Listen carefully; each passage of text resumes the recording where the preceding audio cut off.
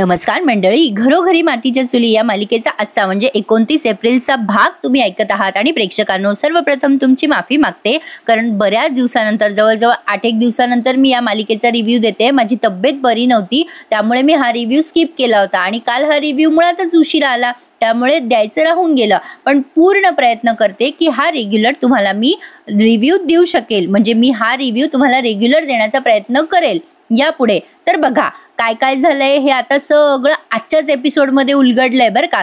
नेमकं आतापर्यंत खूप बोरिंग ट्रॅक चालू होता आणि नेमकं आज सगळं काही विस्तारपणे कळलंय. आता ऋषिकेशचा गैरसमज झाला होता, आपण तर पाहिलं सौमित्राबद्दल. आता सौमित्रला त्याने ओरडलंय आणि आज त्याने त्याला सांगूनच टाकलं की तूच बॉस आहेस. आणि मी त्या कोणतो जो गुंड आहे ना सयाजीरावाचा, त्याच्या मोबाईलवरती त्याने सौमित्रचा बॉस असा नंबर बघितला, सगळी खात्री करून घेतली आणि सौमित्रने नानाला किडनॅप केलंय अशी खात्री या ऋषिकेशची पटते. पण आता हा सौमित्र जीव तोडून सांगत असतो की अरे दादा, तुझा गैरसमज झालाय, अरे खरंच मी असं नाही केलंय रे. पण कसलं काय आणि कसलं काय, सौमित्र कोणाचंच ऐकायचं, सॉरी ऋषिकेश कोणाच्याच ऐकायच्या मनस्थितीत नसतो. त्या सुमित्राबाई पण तिथे येतात, आपल्या नानी, आणि त्या पण समजवतात की अरे ऋषिकेश काय चाललंय तुझं, का चिडतोयस त्याच्यावर. पण ऋषिकेश कोणाचंच काही ऐकेना. ऋषिकेश म्हणत असतो माझी खात्री पटली आहे, याने सौमित्रनेच प्रॉपर्टीसाठी नानांना किडनॅप केलं. पण हे सगळं ऐकण्याच्या आधी सौमित्राला असं वाटते आपले डोळे मिटले असते तर बरं झालं असतं. तो सतत सांगतोय दादा अरे तुझा गैरसमज होतोय रे, मी असं का करेन, अरे माझं ऐकून तरी घे. पण नाही बाबा, ऋषिकेश ऐकतच नाही आणि त्याच्या तोंडाचा पट्टा चालूच ठेवतो. अरे तू असं का केलंस, तू माझा विश्वासघात केलास असं म्हणून त्याची कॉलर पण पकडतो. पण आता मात्र सौमित्र त्याला म्हणत असतो जीव तोडून, नाही रे दादा, तुझा गैरसमज झालाय रे मोठा, अरे मी काही केलेलं नाहीये, तू ऐकून तरी घे माझं. आता ती मध्ये पडते सौमित्रची बायको अवंतिका आणि म्हणते अहो दादा असं काय करताय, ऐकून तरी घ्या सौमित्रचं. अहो जेव्हा तुम्ही संकटात होतात तेव्हा तोच तुमच्या पाठीशी उभा होता. पण नाही बाबा, ऋषिकेश काही ऐकत नाही आणि डायरेक्ट त्याची कॉलरच पकडतो. मला जे पुरावे सापडले, मला जे सगळं कळलं त्यावरून स्पष्ट होतंय की तूच नानांना किडनॅप केलंयस. एवढ्या खालच्या थराला तू गेलाच कसा रे. आता मात्र अवंतिकाला फार वाईट वाटतं. अवंतिकाला आता ऑलमोस्ट राग आलेला असतो ऋषिकेशचा आणि साहजिक आहे, तो कोणालाही येईल. आता सौमित्र ऋषिकेशवर जरा आवाज चढवतो, दादा ऋषिकेश त्याला खूप काहीच्या काही बोलत असतो. बेशरम सौमित्र, तू असा वागलास, अन्नदात्या बाप्पासोबत असं वागलास. आता सौमित्रला हे अनावर होतं. तो म्हणतो की दादा आता एक जरी शब्द बोललास ना तर याद राख, खरं तर हे बोलल्यावर कोणालाही राग येईलच. आता मात्र ऋषिकेश त्याची मर्यादा क्रॉस करत म्हणतो काय करणार आहेस रे, काय करणार आहेस, जसं नानांना किडनॅप केलं तसं मला करशील का, जीव घेशील का माझा, तुला लाज वाटली नाही का, अरे त्या सारंगपेक्षा गेलेला निघालास तू. सौमित्र जेव्हा त्याला दादा म्हणायला जातो तेव्हा ऋषिकेश म्हणतो दादा म्हणलास तर याद राख, हाणीन तुझ्या थोबाडीत एक. आणि आता त्याला मारणार तो, तेवढ्या तिथे या जानकीची एंट्री झालेली असते आणि तिथे येऊन आता ती सोक्षमोक्ष लावते की थांबा ऋषिकेश, तुम्ही गैरसमजत आहात, तुमचं चुकतंय, तुमचा गैरसमज होतोय, ऐकून घ्या माझं. पण ऋषिकेश तिचं ऐकत नसतो आधी आणि म्हणत असतो जानकी तू मध्ये बोलू नकोस. जानकी म्हणते अहो ऐकून तरी घ्या, काय खोटंय काय खरंय हे मी तुम्हाला ऐकवते, मी काहीतरी आणलंय तुम्हाला ऐकवायला. अहो मी जे ऐकवेल तुम्हाला त्यामुळे सगळे संशयाचे धुके दूर होतील आणि नानांच्या किडनॅपिंग मागे कोण आहे ते सत्य समोर येईल. आता तिने ते रेकॉर्डिंग ऐकवली प्रेक्षकांनो आणि हा भाग आज एवढा झामझूम मध्ये दाखवलाय ना, त्यामुळे आपला रिव्ह्यू छोटा झालाय. उगाच बडवून चढवून सांगायचं काही अर्थ नाही ना. आता जानकीने ती रेकॉर्डिंग ऐकवली आहे आणि ती पूर्ण ऐकवली. आता मला सांगा त्यात 10-1 मिनिटं गेले असतील की नाही, तर असो. आता अशा पद्धतीने ती रेकॉर्डिंग ऐकल्यानंतर ऋषिकेश आणि सौमित्र यांच्या पायाखालची जमीन सरकली आहे आणि या सुमित्राबाईंच्या म्हणजे आपल्या नानींच्या सुद्धा की सयाजीराव नानांच्या किडनॅपिंग मागे आहेत हे सत्य कळालंय त्यांना. पण आज एवढं सगळं होऊनही ऐश्वर्या सेफ राहिली आहे बरं का प्रेक्षकांनो. कसं ते सांगते पुढे ऐका. आता या सुमित्राबाई म्हणतात बाप रे, सयाजीरावची एवढी हिंमत, त्याने आपल्या नानांना किडनॅप करायचा प्रयत्न केला. सगळी रेकॉर्डिंग ऐकल्यानंतर हे आता प्रत्येक जण रिॲक्ट होत आहेत त्यावर. जानकी सगळ्यांना सांगते मग सगळ्याच्या मागे सयाजीरावच होते, खरा बॉस कोण होता कळलं तुम्हाला ऋषिकेश. आता ऋषिकेशला खूप ओशाळल्यासारखं होतं. जानकी म्हणते काय चाललं आई आपल्या घरात, तर भावाभावामध्ये वाद चाललेत, मोठा भाऊ धाकट्या भावावर हात उचलतोय, सगळं कशामुळे होतंय, काय हो ऋषिकेश, किती वेळेला सांगितलं मी, गैरसमज करून घेत जाऊ नका, राग डोक्यात नका घालत जाऊ, किती वेळेला सांगू नाही तुम्हाला, पाहिजे तेच करता तुम्ही. आता जानकी थोडी झापते बरं का सगळ्यांसमोर. मग ऋषिकेशच्या डोळ्यात पाणी येतं. ऋषिकेश लगेच लाजल्यासारखा होतो आणि म्हणतो अरे माझं चुकलं रे सौमित्र. सौमित्र म्हणतो, वहिनी थँक्यू, तू फार मोठी गोष्ट शोधून काढली, नाहीतर दादाने आज सगळी प्रॉपर्टी माझ्या नावावर करून मला पापाचं भागीदार करून टाकलं असतं. मग ऋषिकेश त्याला पटकन गळ्याशी घेतो आणि म्हणतो, नाही रे सौमित्र, खरं तर प्रेक्षकांना ऋषिकेशने या गोष्टीवर विश्वासच ठेवायला नको होता असं मला वाटतंय. या बाबतीत तुम्हाला काय वाटतंय ते नक्की सांगा. एकीकडे ऋषिकेशचं पात्र एवढं सेन्सिबल दाखवलं आणि दुसरीकडे तो त्याच्या भावावर अविश्वास दाखवतो. खरं तर सगळे पुरावे त्याच्या विरोधात होते, कबूल आहे, पण तरी सुद्धा एक विश्वास नावाची चीज रहतीये बॉस. तर असो, आता तो त्याची माफी मागतो आणि म्हणतो, चुकलो रे, चुकलो मी सौमित्र, नानांचा किडनॅपर तुला समजलो, मला माफ करशील ना रे, तू मला माफ करशील ना. आता दोघा भावांमध्ये मनोमिलन झालेलं आहे फायनली. मग सौमित्र सगळं एक्सेप्ट करून टाकतो आणि म्हणतो, दादा अरे तुझा गैरसमज झाला, मी समजू शकतो, पण जाऊ दे, बरं झालं तुझ्या लक्षात आलं सगळं.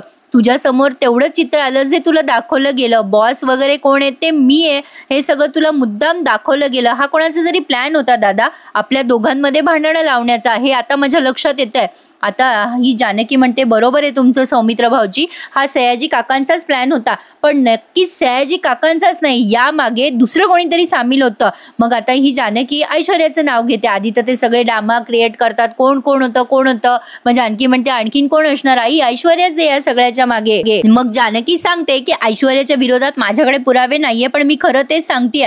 मग या सुमित्राबाई तिला विचारतात, तू हे सगळे पुरावे कसे गोळा केलेस. मग जानकीने सगळं सिक्वल सांगितलंय. बरं झालं प्रेक्षकांनो मी आज हा एपिसोड दिला, कारण आतापर्यंत जे काही झालं त्याचा सगळा सारांश यामध्ये आलाय. मग सारंगने कसं या जानकीला उल्लू बनवलं, मग जानकीने यांना उल्लू बनवलं, आणि या सुगंधा कर्वे त्या ऐश्वर्याची साडी घेतली इस्त्रीचे कपडे घ्यायचे म्हणून, आणि ऐश्वर्याचं बोलणं ऐकल्यामुळे जानकीला या सगळ्या गोष्टींचा उलगडा झाला. त्यामुळे जानकी सयाजीरावांना एक्सपोज करू शकली ना, आणि ती सयाजीरावांच्या घरी जाऊन ते सगळं रेकॉर्डिंग करू शकली. हे सगळं सत्य तिने ऋषिकेश, सौमित्र आणि नानी या सगळ्यांना सांगितलंय. जानकी म्हणते, आता त्या सयाजी विखे पाटलाला कोणी वाचवू शकणार नाही आपल्यापासनं. आणि जानकीने ऑलमोस्ट पोलीस कंप्लेंट पण केली आहे बरं का. अवंतिकाला फार हायसं वाटतं.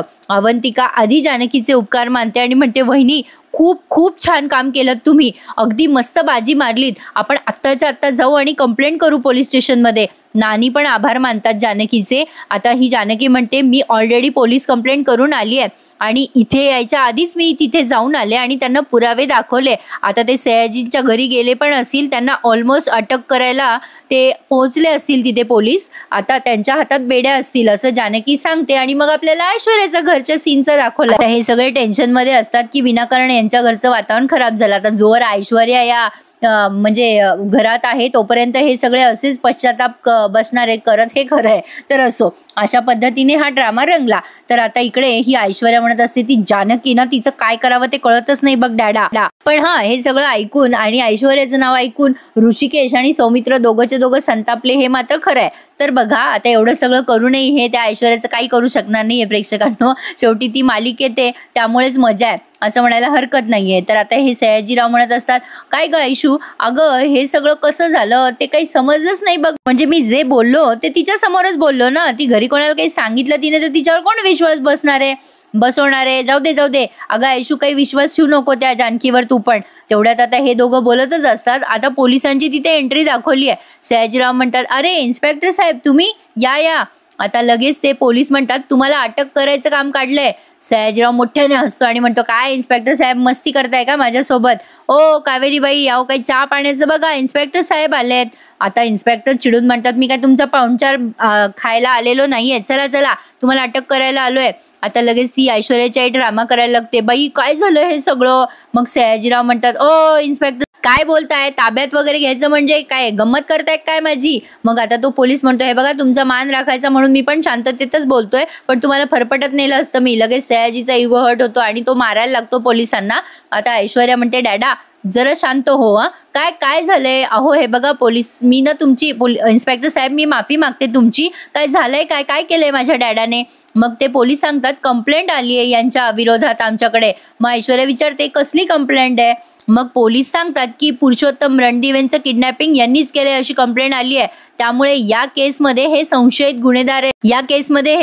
गुन्हेगार आहेत. मग ऐश्वर्या म्हणते नाही नाही, हा आरोप खोटा आहे. सारंग म्हणतो काय सांगताय तुम्ही हे? सारंग लगेच म्हणतो नाही नाही, असं कसं, काय सांगताय तुम्ही हे? मग सयाजीराव म्हणतात की ओ मी केलं ना किडनॅप नानाचं, मग काय पुरावा आहे तुमच्याकडे, म्हणून मला अटक करायला घेऊन आले तुम्ही. मग आता ते पोलीस जरा सस्पेन्स क्रिएट करतात. पुरावा पाहिजे ना तुम्हाला, तो तुम्हाला पोलीस स्टेशनमध्ये गेल्यावर त्या देतील. आता यांना समजलंच नाही त्या म्हणजे कोण. सयाजीराव विचारतो ओ काय बोलताय तुम्ही, कळतंय का तुम्हाला, मी विखे पाटील आहे, मला हात लावायची कोणाची हिंमत नाहीये.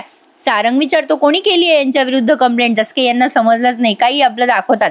सयाजीराव म्हणतो कोण आहे माझ्या विरुद्ध कंप्लेंट करणारं. मग तो पोलीस पण जरा सस्पेन्स ठेवतो आणि म्हणतो चला चला पोलीस स्टेशनला चला, मग कळेलच तुम्हाला.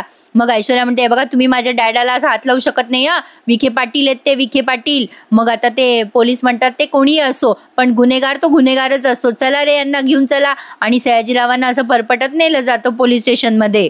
ऐश्वर्या ओरडत असते तुम्ही खोटे आरोप लावताय माझ्या वडिलांवर. मग ते पोलीस म्हणतात जे काही सिद्ध करायचं ना ते कोर्टात सिद्ध करा, चला. आता ते नेतात सयाजीरावांना. तेव्हा या कावेरीबाई टेन्शनमध्ये येऊन सारंगकडे बघतात. सारंग त्यांच्याकडे बघतो. ऐश्वर्याला आता टेन्शन आलंय, माझ्या वडिलांना कसं काय कोणी हात लावू शकतं, म्हणजे ही कोणाच्याही वडिलांना हात लावू शकते पण हिच्या वडिलांना कोणी हात लावायचं नाही. काय प्रेक्षकांनो कशी असते ना बुद्धी. असो आता ती कावेरीबाई रडायला लागतात आणि म्हणतात आयशू हे काय ऊन बसलं. मग ऐश्वर्या ओरडते तिच्या आईवर, तुझ्यामुळे झालं सगळं. असो आता इकडे बघा, नाना जानकीचं कौतुक करतात. बाई जानकी तू होती म्हणून हे मोठं संकट टळलं ग आमच्या घरावरचं, आमचं काहीतरी मागच्या जन्मीचं पुण्याचे बाई, तू आम्हाला सून म्हणून लाभलीस. जानकी भाग्य आहे ग आमचं. जानकी म्हणते नाना आपल्या घरासाठी मी केलं हे सगळं. नाना म्हणतात तेच तर बेटा, अगं आमच्या घराचं भाग्य आहे. या सगळ्याच्या मागचा सूत्रधार तो सयाजी असू शकतो, या सगळ्यांचा संशय होता ग, पण तू त्या गोष्टीच्या मुळापाशी गेली आणि ती गोष्ट शोधून बरोबर सगळ्यांसमोर आणलीस. खरंच ग पोरी, मला तुझा अभिमान वाटतो. आता सगळेजण कौतुक करत असताना आजीबाईंना कुठे कौतुक वाटतं जानकीचं. मग नानी म्हणतात अहो आपलं नशीब थोर आहे नाना, म्हणून आपल्याला जानकीसारखी सून लाभली, आपलं काहीतरी गेल्या जन्मीचं पुण्यच म्हणावं. आपल्या घरावर येणारी वादळं आपली जानकी कायम स्वतःवर घेते बघा. जानकीचं कौतुक ऐकताना आजींना फार त्रास होत असतो.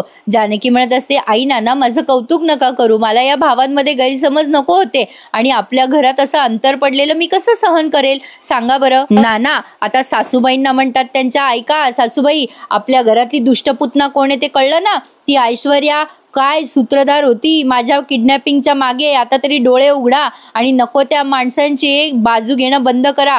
खरं तर त्या सारंगचे डोळे उघडले पाहिजे, त्यांना आधी त्याच्या बायकोची संगत सोडली पाहिजे. जानकी तू जसं या बॉसला शोधून काढलंस ना तसं या सारंगला वटणीवर आण बाई आता. अगं त्या सारंगचं डोकं जरा ताळ्यावर आण, डोळे उघड त्याचे. जानकी मग म्हणते हो नाना डोळे तर उघडायचेच आहेत त्यांचे, सारंग भाऊजींना मी वटणीवर आणणारच आहे, पण त्याआधी मला कोणाला तरी धडा शिकवायचा आहे आणि चांगलं सरळ करायचं आहे. आता अर्थातच जानकी ऐश्वर्याबद्दल बोलते. मग आता जानकी म्हणते मला पोलीस स्टेशनला जावं लागेल. मग ऋषिकेश म्हणतो अगं आत्ता एवढ्या रात्री तू एकटी नको जाऊस. जानकी म्हणते चला मग आपण सगळेच जाऊयात. तर प्रेक्षकांनो त्यांनी तुर्तास तरी एवढाच दाखवला एपिसोड आणि आणखीन काय सांगायचं तुम्हाला. तर बघा आता त्या पुढच्या भागात ऐश्वर्या कांगावा करत असते पोलीस स्टेशनमध्ये, कोणी केली माझ्या डॅडाच्या विरुद्ध कंप्लेंट. मग आता तिथे जानकी जाऊन पोहोचते आणि म्हणते मी केली आहे कंप्लेंट. आणि मग जानकी आणि ऐश्वर्या रागाने एकमेकींकडे बघायला लागतात. तर आता ऐश्वर्याच्या विरुद्ध काही पुरावे नाही आहेत. मग नाना पण तिथे जातात आणि कंप्लेंट नोंदवतात सयाजीच्या विरुद्ध. सगळा सोक्षमोक्ष झालाय, फक्त आता सारंगचे डोळे कधी उघडतायत आणि ऐश्वर्याला केव्हा खरी खरी शिक्षा होते हे बघूयात. सगळ्यांनी मिळून तिथे कंप्लेंट केली आहे. आता पुढच्या भागात बघणं इंटरेस्टिंग ठरणार आहे की ऐश्वर्याची पुढची काय मूव्ह असणार आहे, म्हणजे ती पुढे काय करेल ते बघूयात. कसा वाटला आजचा एपिसोड सांगा हं. आणि खरंच एवढंच काय ते दाखवलंय आणि मी तुम्हाला डिटेलमध्ये सांगितलंय. आजचा एपिसोड हा असा होता बघा. आणि तसंही प्रेक्षकांनो सगळे एपिसोड ना आता खूप छोटे छोटे म्हणजे कमी वेळाचे अर्ध्या तासाचेच दाखवत आहेत, त्यामुळे आजचा आपला हा रिव्ह्यू पण जरा लहानच झाला, डिटेलमध्ये दिलाय. कसा वाटला सांगा आणि तुम्हाला काय वाटतं ऐश्वर्या पुढे काय करेल हे कमेंट करून मला कळवा. आणि इतके दिवस तुमची गैरसोय झाली त्याबद्दल क्षमा असावी. खरंच तब्येत बरी नसल्यामुळे 2च रिव्ह्यू देत होते, ताप होता मला, खूप ऊन लागलं होतं, त्यामुळे मी घरोघरीचा रिव्ह्यू देऊ शकले नाही. प्रेक्षकांनो क्षमा असावी. पण पुढचे रिव्ह्यूज एन्जॉय करा, चॅनलला सबस्क्राईब करा. हेल्थ इश्यू होता म्हणून रिव्ह्यू स्किप केले, तर पुढचे सगळे रिव्ह्यूज आता एन्जॉय करा हां आपल्या चॅनलवर. कसा वाटला आजचा भाग कमेंट करून कळवा. भेटूयात उद्या पुन्हा एकदा, तोपर्यंत टेक केअर, धन्यवाद.